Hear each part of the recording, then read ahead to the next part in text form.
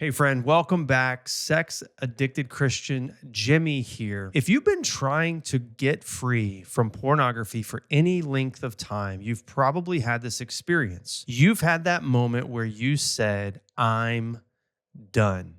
Maybe you meant it more sincerely than you've ever meant it before. You've prayed, you've repented, you made promises to yourself, you made promises to God. Maybe you've deleted apps, you've put the filter on your phone, you told yourself you weren't going back.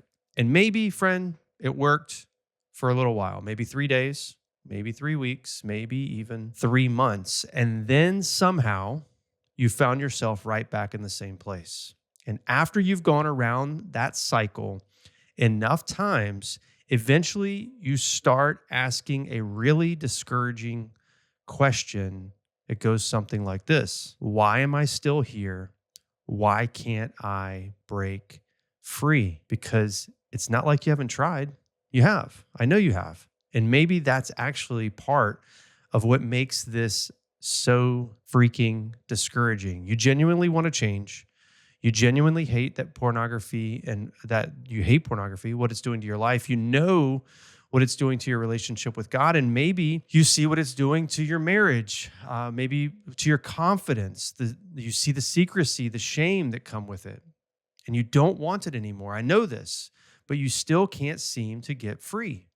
And after a while, you start developing these theories on why it is that you can't get free. Maybe you're thinking, I just don't want it badly enough. I don't want my freedom that bad. Maybe I'm not disciplined enough. Maybe something's wrong with my relationship with God. Maybe I'm just too sexual, right? Maybe my sex drive is different from everyone else's. Maybe this is just who I am. And friend, I want to challenge you on all of that today, because I don't think the reason that you're stuck necessarily has to do with the fact that you haven't tried hard enough. I think there's a good chance you've been trying to build freedom while missing some of the things that freedom actually requires. So today I want to do two things. First, I want to deal with 3 common misconceptions about why you stay stuck in sexual addiction and pornography. And then I want to give you the framework that I use for almost everything that I do around here. Okay, I call it the 4 pillars of a porn-free life. You've heard about it. It's the 4C framework. And I'm not going to take you incredibly deep into any one of those today. I've got lots of other videos where I've dealt with that, so please feel free to check those out. But I want you to see the whole picture again, okay? By the end of this video, I want you to identify for yourself with me, what am I missing? Which one of these 4 pillars is weak or could potentially be completely absent in your life? And then I want you to know exactly what your next step is, okay? Before we do that and get into it, if you're listening and you're already thinking, Jimmy, I don't just need more information, I need some help in actually doing this. Well, good news, I've created something specifically for you, right? The 4 pillars of a porn-free life. It is a self-guided study guide. It's available in the link below in the description, whether you're on Apple, Spotify, YouTube, wherever you're at. You can go to the website, sexaddictedchristian.com, go to the coaching tab, and you can download the 4 pillars of a porn-free life for free. And you can work through these in depth on your own, okay? You can also join me for the challenge, which is coming up in just a few weeks, where we are going to dive deep into pillar 1 to help you get started on this journey. So if you want to join me for the challenge, that link is below as well. So go grab the guide, go join the challenge, get the VIP ticket so you can get some coaching, live coaching with me. All of that is available for you, friend, okay? Let's start moving toward your freedom, okay? So before I show you what I think you need today in our conversation, let's talk about 3 things that you may currently be believing and are going to keep you from getting to that freedom. So we're going to talk about 3 misconceptions. Misconception number 1. Are you ready? Dial in, buckle up, get your notebook out, start writing some notes, okay? Misconception number 1. I just need to try harder. I think this is probably where most of us start. You fail again, and you think, all right, this time I'm going to get serious. No more excuses. No more messing around. I'm going to be disciplined. I'm going to have self-control. And I'm just going to decide that I'm not going to do this anymore. And friend, I am certainly not against discipline. I'm not against effort. And I'm not telling you that freedom isn't something that you just sit around and wait for God to magically give to you. There are going to be choices that you're going to have to make.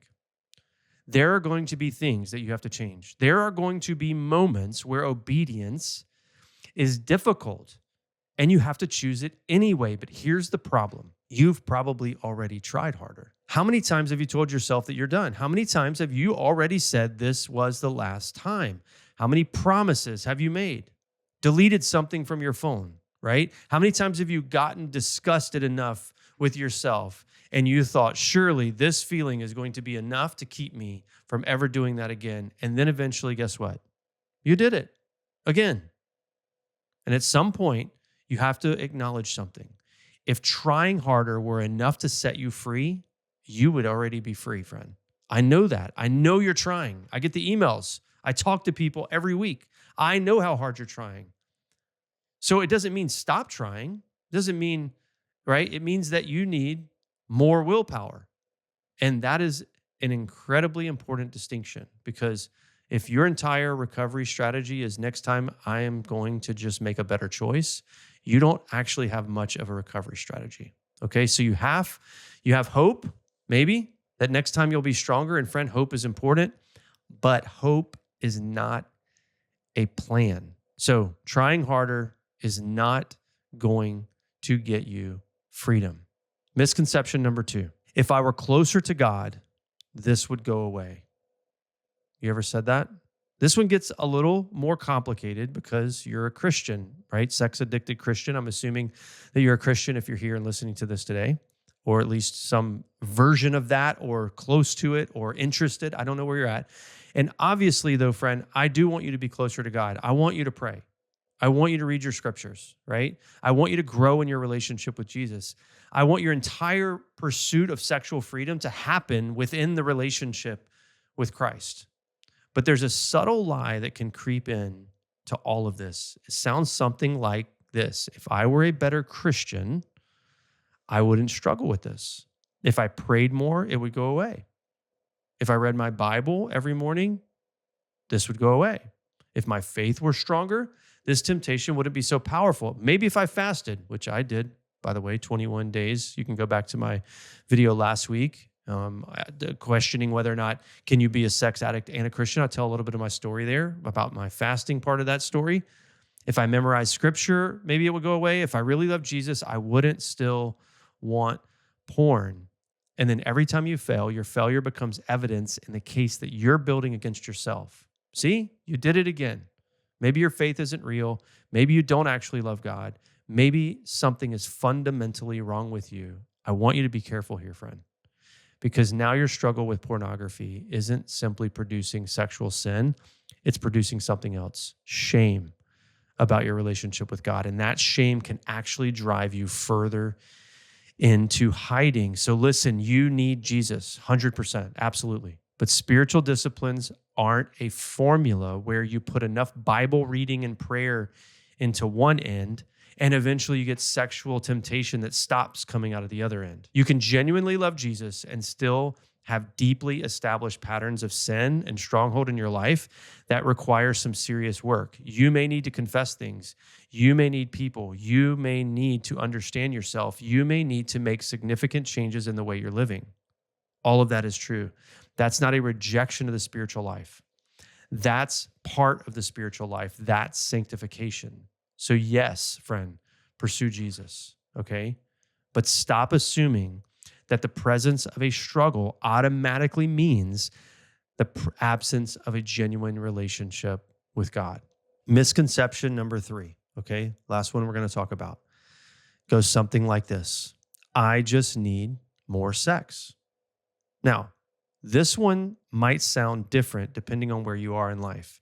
Because if you're single, maybe you think once I get married, this will finally go away, right? I'm sexually frustrated. I don't have legitimate outlet for these desires. Of course, I'm struggling with porn, you might say. And once I have a wife and a real sexual relationship, I won't need this anymore. We dealt with this a few weeks ago. Marriage won't solve your porn problem, or marriage didn't fix it.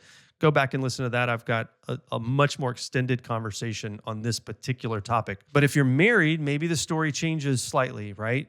Now it's, if my wife and I just had more sex, I wouldn't need porn. So maybe you think your sex drive is unusually high, or maybe you think you're simply more sexual than other people. The temptation for you is just stronger. And so the problem becomes, I need sex. And friend, what if you don't? Or at least, what if sex isn't actually the thing you need most in those moments? What if sex has simply become the thing that you've learned to reach for when you need something else? Maybe you're overwhelmed and sex gives you relief. Maybe you're lonely and sex gives you the temporary feeling of connection. Maybe you've been rejected and sexual fantasy lets you feel wanted. What if you're angry, bored, insecure, afraid, right? What if pornography, listen to me, what if pornography has become a tool that you use to manage things happening inside of you that aren't fundamentally sexual? Now we're asking a very different question. We're not simply asking, why do I want sex so much? We're beginning to ask, what am I actually going to sex for? And we're going to come back to that, okay? But here's what I want you to see. Maybe your porn problem isn't simply that you need more discipline. Maybe your struggle isn't proof that you're a terrible Christian. And maybe the answer isn't simply more sex. So, what do you actually need? This is where I want to give you the 4 pillars of a porn-free life. As I mentioned, you can download the guide, self-study guide, in the link below. But let's walk through them. Pillar number 1. These are the 4 things that you, friend, need if you want to be free from sex addiction, from this ongoing, powerless place of looking at porn, masturbating, and keep coming back to it. It's causing so many problems in your life and you don't know what to do. 4 things. Let's evaluate each of them as we go, friend. I want you at the end of this video to send me a message, put in the comments, email me, find me on Instagram. Which of these do you need, or which of these is missing from your recovery? Okay. Pillar number 1, and we talked about this at deep length recently: crush the shame. That's the first pillar. And the problem we're addressing here is quite simple. Friend, you're hiding. If this is your pillar that's the weakest, the reason it's the weakest is you're hiding. You've got this part of your life that you desperately don't want anyone to see. The shame has convinced you that if somebody actually knew the truth about you, something terrible is going to happen. They'd reject you. They'd think differently about you, right? Maybe your wife would leave. Maybe you'd lose something. Maybe people at your church wouldn't look at you the same way. So instead of dealing honestly with what's happening, you become incredibly good at managing the secret. You struggle alone, repent alone, make promises alone, fail alone. You beat yourself up all by yourself alone. And then you start the cycle all over again, alone. Friend, you cannot build freedom while remaining committed to hiding. Okay? At some point, the truth has to become more important than protecting your image. And this is where the gospel has become so important in this process, because your ability to step into the light is not based on convincing yourself that what you've done isn't that bad. Maybe it is bad. Sin is bad, right? Maybe this particular thing for you is like really bad. Maybe it's gotten really out of control. But the gospel of Jesus Christ allows you to say, yes, this is what I've done. This is where I am. And this still does not get the final word about who I am. Christ does. So when I say crush the shame, I'm not saying stop feeling bad about sin. I'm saying stop allowing shame to convince you that you have to hide your sin in order to survive. I want you to reach a place where you don't have to hide in order to feel safe. So what's your next step? Tell the truth. That's it. If nobody actually knows the truth about your sexual life, that, friend, is where you need to start. That's where you are stuck. Not the cleaned up version, not that I struggle with lust from time to time. Tell the truth, because freedom begins when we step into the light. Okay. So, pillar number one, crush the shame. Now, pillar number two, maybe this is where you are weakest. Maybe this is the missing piece. Second pillar, pillar number two, cultivate community. Okay. This goes beyond simply telling somebody, though. All right. That's where we kind of start. We crush the shame and we kind of step into the light with someone. Cultivating community goes beyond that, because you can technically confess your porn problem to somebody and still basically fight this all alone, right? Maybe you've got somebody who gets a report from your like accountability software, Covenant Eyes, something like that. Maybe you've got somebody that you text after you fail. Maybe one guy knows, hey, yeah, I know Jimmy struggles with porn. That's better than nobody knowing, for sure, but I want more than that for you. I don't want just somebody in your life who knows that you watch porn. I want somebody in your life that knows you, the real you, right? I want somebody who knows what's happening in your marriage, in your relationships. Somebody who knows when work is crushing you. Somebody who knows when you're trying to isolate. Somebody who knows when you're angry, when you're lonely, discouraged, feeling rejected, right? Somebody who knows your story. Because ultimately, I don't want you to have a guy you call only after you watch porn. I want you to have somebody that you call before you watch it. That's community. Huge difference here, right? Then, hey, man, I failed again last night. And hey, man, I'm not doing well tonight. I know where my head is going. I need somebody here with me now. Friend, you were not designed to fight this alone. And one of the most dangerous things shame does is convince you that isolation is safer than being known. It isn't. So what's your next step? Identify your person. Who's the man? Who's that man in your life, or woman if you're a female watching? I know we got some females in the sex addicted Christian community. Okay. I'm not asking you to build an entire recovery group today. I'm asking, who's the one person you trust enough to begin allowing into this part of your life? Identify that person and then start cultivating that relationship intentionally. Cultivate community. Pillar number three. Okay. So we've crushed the shame. We're cultivating community. And then here, pillar number three, which I would guess is many of your weakest links. Okay. Confront the cause. Third pillar, confront the cause. This is where we come back to that third misconception that we talked about earlier, that I just need more sex. Eventually, you have to stop treating pornography as though pornography is the actual problem. Is pornography a problem? Yes. Does your sexual sin need to change? Yes. But if all you ever do is fight behavior, you may spend the rest of your life fighting at the surface. Because here's the question I want you to answer today. Why has porn become so valuable to you? Think about it. Why this? Why sex? Why pornography? Why masturbation? What does it do for you? I don't mean sexually, but what does it do for you beneath the sexual experience? Does it give you relief? Does it allow you to escape? Does it allow you to numb something, some kind of sense of control, right? Does it make you feel wanted? Does it give you comfort? What is happening in you before you reach for your sex addiction? Because, friend, this is where the deeper work begins. And I'm not going to bog the video down trying to unpack all of that today, because, quite frankly, this is a deep, deep, significant work. But eventually, if you want to actually live free, if you want to actually overcome your sex addiction, you have to begin understanding the man or the woman who keeps choosing porn. Not just the porn, you. What's happening inside of you? What are you believing? What are you wanting? What are you afraid of? What are you trying to escape? What are you trying to get? Because sex addiction can become a way, and probably has, most likely has, almost certainly has, a way that you have learned to manage your world apart from God. And if you remove pornography without ever understanding why you needed it so badly in the first place, you're leaving a massive piece of the puzzle untouched. So, what is your next step? To get curious.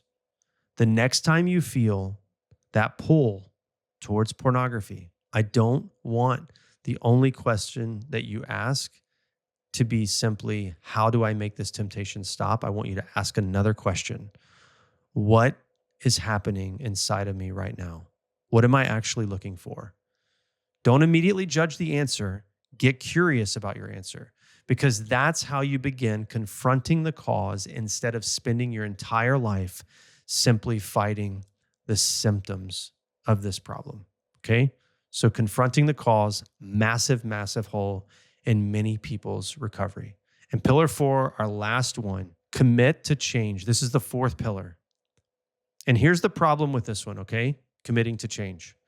You probably have really good intentions, but intentions, friend, are not a plan. You watch porn, you feel terrible, and you say, I'm never going to do that again, okay? Friend, that's not a plan. That's an intention. And you may absolutely mean it, but what is actually going to be different tomorrow? What's changing?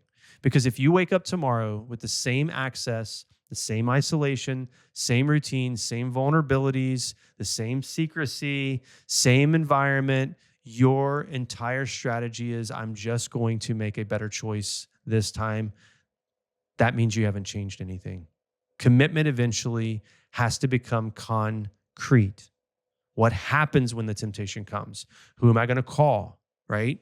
What access needs to change? What situations have you already identified as dangerous for you? What are the rhythms that need to be, like what rhythms need to be renewed, or a different part, like different parts of your life? What are you going to do with your phone?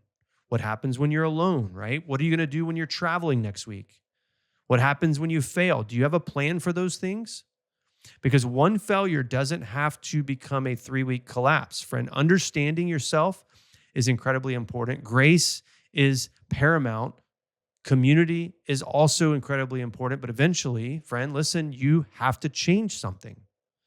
Insight without action doesn't produce anything. So what is your next step? Make one change, not 10. All right? I'm not asking you to completely redesign your life today, right? But what's the one thing you already know needs to change, but you've kept delaying that change? Maybe you've negotiated with it. Maybe you've told yourself it's just not necessary. Maybe it's inconvenient. Maybe you don't want to give it up. Whatever it is, make one change today. Okay, so we've done it. That's the 4 pillars. Maybe you're like, wow, that's super underwhelming. I'm telling you, friends, this doesn't have to be complicated, okay? But this is what I want you to do today with this. I don't want you to finish the video and say, oh, cool, 4 good points, right? I want you to identify yourself in them. Which one of these is the weakest in your life right now? Are you still hiding? Then, friend, you need to crush the shame. Are you still trying to fight this by yourself? You need to cultivate community. Have you spent years fighting pornography without ever getting underneath why you are reaching for it?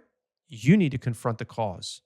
Or maybe you understand all kinds of things about yourself. You genuinely want freedom, but you still don't have an actual plan. You, friend, need to commit to change. So which one is it, right? Maybe more than one is a weak action step. That's okay. Okay. But I don't want you to try to fix everything today. Identify the weakest pillar and take the step you need to take. Crush the shame, tell the truth. Is it cultivate community? Identify your person. Is it confront the cause? I need you to get curious. Okay. Is it commit to change? Well, then make one change. That's your assignment today, friend. And if you're sitting here realizing, Jimmy, this is great. I need help with this. I don't need just another video. I need somebody to help me actually walk through this. That's, friend, why I created all kinds of things, right? You've got the 4 pillars of a porn-free life, which is self-study guide, but it's why I created the Crush the Shame Challenge. Okay, that is a 3-day live event with me. I'm going to walk you through the entire first pillar, Crush the shame, because if you don't go through the shame door, you're never going to get well. I'm promising you. You have to crush the shame, then everything else, okay?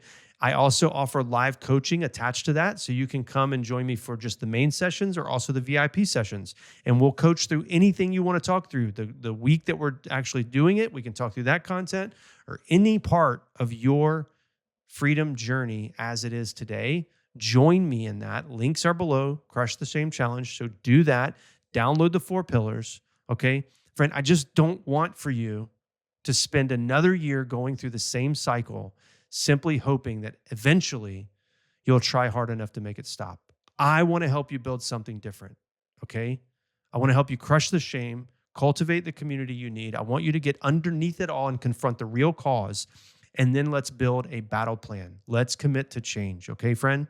I love you so much. I'm so hopeful for your freedom. Okay. Let's start this journey towards freedom. Make a choice today. Figure out where you're weak. Make the adjustments. Do the work. Let's go get your freedom, friend. Love you. I'm praying for you. And I can't wait to see you on an episode real soon.